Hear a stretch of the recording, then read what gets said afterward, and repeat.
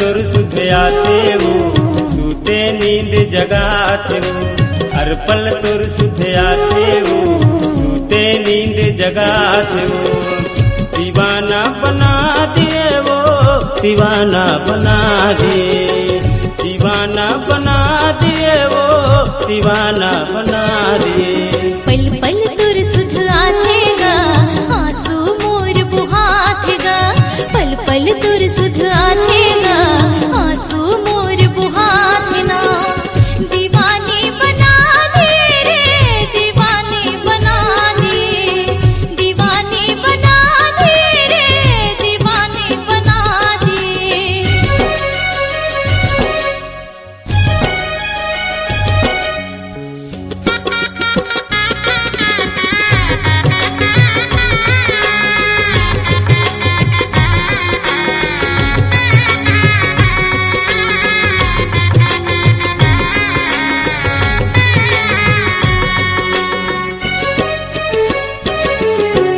पढ़ेल जाथस पढ़ के आथस देखत रही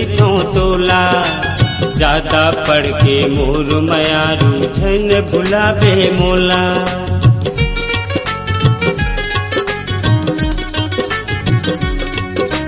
पढ़ेल जाथस पढ़ के आथस देखत रही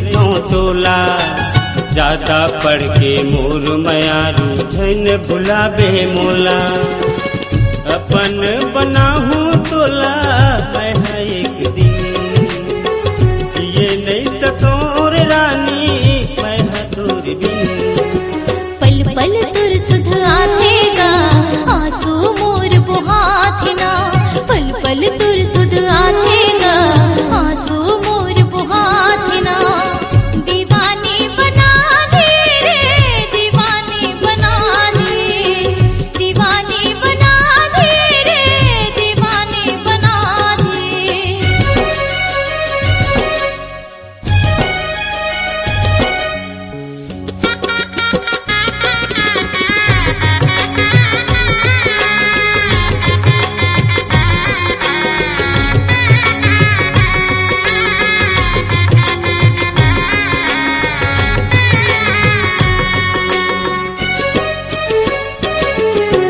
काला पूछो तोला राजा कैसे तुर मिर आवो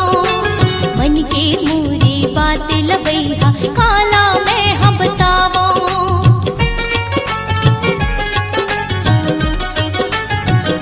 काला पूछो तोला राजा कैसे तुर मिर आवो मन के मोरे बात लबैहा काला मैं हम बतावो मोहनी खवा दे रे मयामा फसा दे मोहनी खवा दे रे मयामा फसा दे हर पल तुर सुधया थे वो सूते नींद जगा थे वो हर पल तुर सुधया थे वो सूते नींद जगा थे वो